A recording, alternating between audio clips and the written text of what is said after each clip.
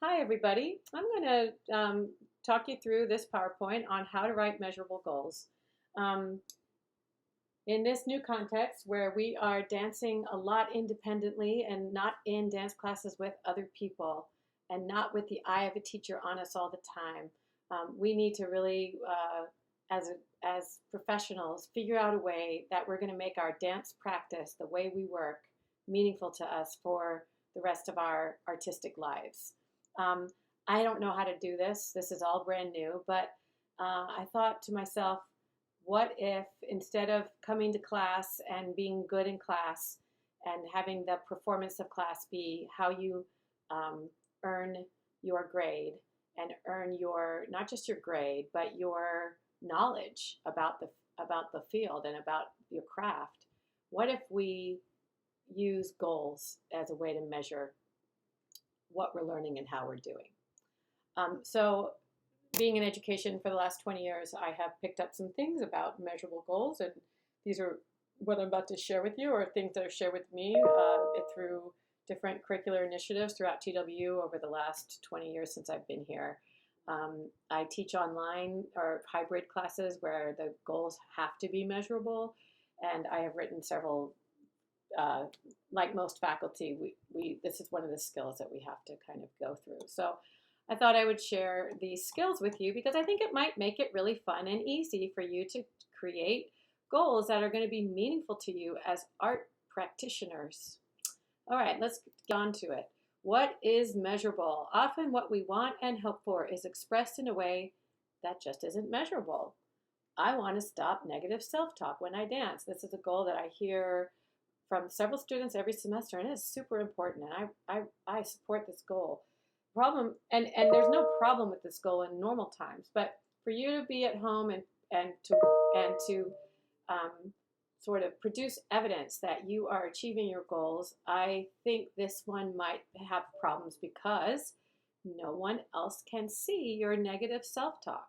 What they can see and what you can see is things like, I think this goal oftentimes goes with things like, I um, can't focus I'm looking down on the floor all the time while I'm performing. I can't remember the combination. My energy is really low. So your goals might be the opposite of those things. I'm going to improve my energy and I'm going to bring more energy to my dancing. So that's definitely something that you were probably more likely to be able to measure.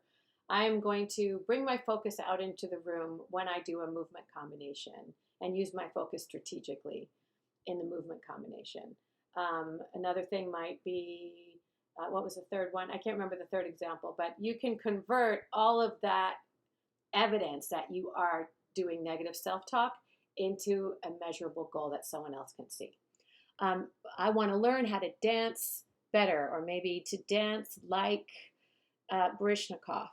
Now, how does Baryshnikov dance? Let's talk about that. Let's get specific. We can't really measure what better is unless we have a measure. So, and Baryshnikov is awesome.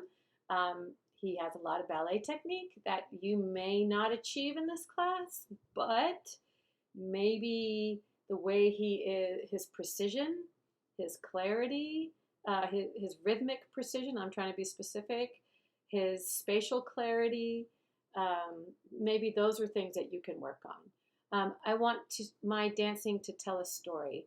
The problem with that one is that it's too broad or too vague.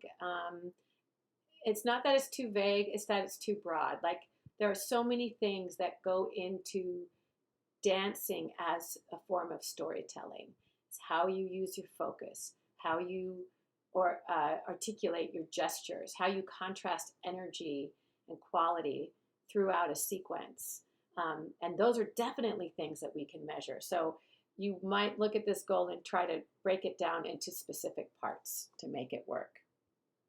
All right, so those are examples of measurable. So to make your life easier, I feel like it might be nice for you to use this formula called ABCC, Actor, Behavior, Context, and Criteria, something that many of us have picked up through our teaching. We're going to break down what those behaviors are, or what those operations are. Actor is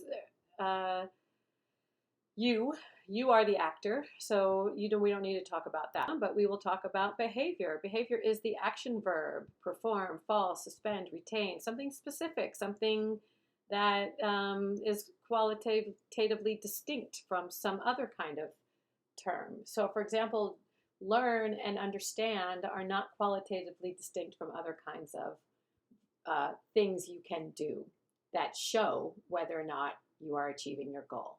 Okay, so I can see whether or not you fall. I can see whether or not you suspend. If you're doing a combination and going across the floor and you remember all the material, I can see whether or not you're retaining. I can't really see whether or not you learned. You know what I mean? That's so subjective. I can't really see whether or not you understand because that's too subjective. And perform is back up to action verb. Perform is just another word for like doing a thing. And what's missing now is doing what thing, and we're going to talk about that next. Context. Context is a situation in which the activity will be done, like I will be able to read, quote, fourth grade level graphic novels. So it's describing the specific context in which the activity it becomes meaningful. For dance, context means specifically what the student will perform, execute, and retain. For example, I will perform a double pirouette.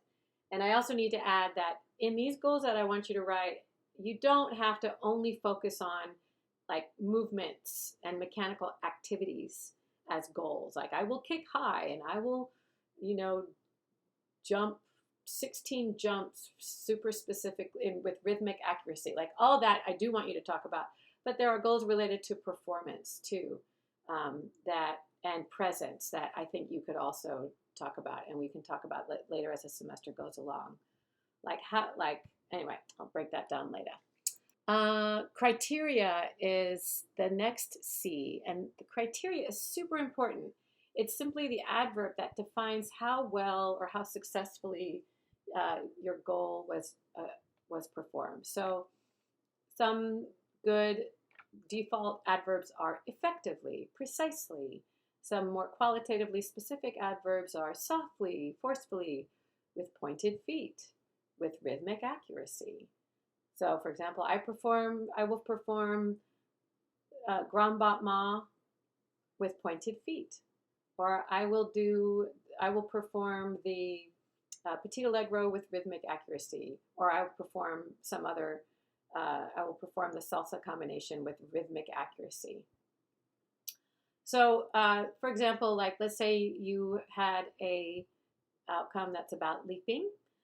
Yes, you did the leap, but you landed heavily. So let's say the outcome was I will perform leaping combinations of leaps and jumps and land softly. And so then you look at the video and you're like, I'm doing the leaps and jumps, yes. But it's like boom, boom, boom. Oh my God, I'm so heavy, which is totally okay. But to be heavy in your landings, but you chose a criteria that was to land softly. So now you know. So you can, work on it. Okay, so here's an initial goal that I wrote. And this goal is just me talking the way I like to talk. And I think I wrote this, and I when I first wrote it, I thought, yeah, this one's great. And it says, I will take opportunities to fall freely using various falling techniques. And so in the next slide, we are going to break that down. Okay, so let's look first off, what is the behavior in this goal? I will take opportunities to fall freely using various falling techniques. Is the behavior, I think I thought it was to take opportunities. Now, can you measure taking opportunities? Can anyone else know whether or not I'm taking opportunities? Isn't that kind of subjective? And so now I don't think that the real behavior that I want to measure is whether or not I took opportunities, but it's probably more about falling. Could falling be the actual behavior? But there isn't any context. I will fall freely. Great. Like where? Like down, like at home? In what context? Fall freely? Like, you don't always want to do that, right? What's the context?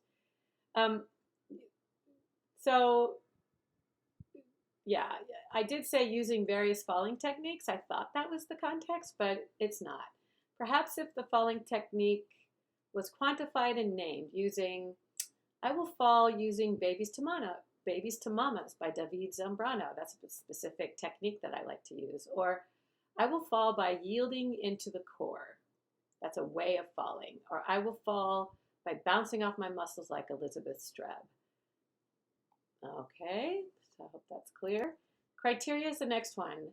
The only adverb in that whole goal that I wrote, or the original goal, I will take opportunities to fall freely, is the word freely. But I don't really think that works as a criteria in this.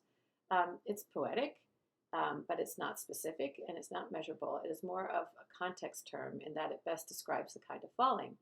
So instead, I might try safely, softly, expertly, confidently. These are things that we can all see. Like, wow, she just fell like crazy confident. Like you can see that. You might even use the term with free-flowing momentum as a way of which would bring you maybe a little bit back toward context. But in any case, whether it's context or criteria, free-flowing momentum might make it more specific and targeted. So let's see, what's the revised goal? I will perform David Zambrano's inspired Babies to Mamas falling movements with free-flowing momentum, softly and precisely. So, not getting too hung up on like, is that really the context, or is that really the behavior, or is that really the criteria? What we want to know is this measurable? Could any observer who knows what Babies to Mamas is know if this goal was met? And is it specific and targeted? So, like, you read that goal. I will perform David Zambrano's inspired Babies to Mamas falling movements. I will perform what? Falling movements with free-flowing momentum. Oh, those falling movements, very specific. And there's two criteria: free-flowing momentum, softly and precisely. Yeah. So without quibbling over the meaning of adverbs and all that kind of stuff, I think this is a goal that I could say to myself, ooh, I got it. All right, gotta go.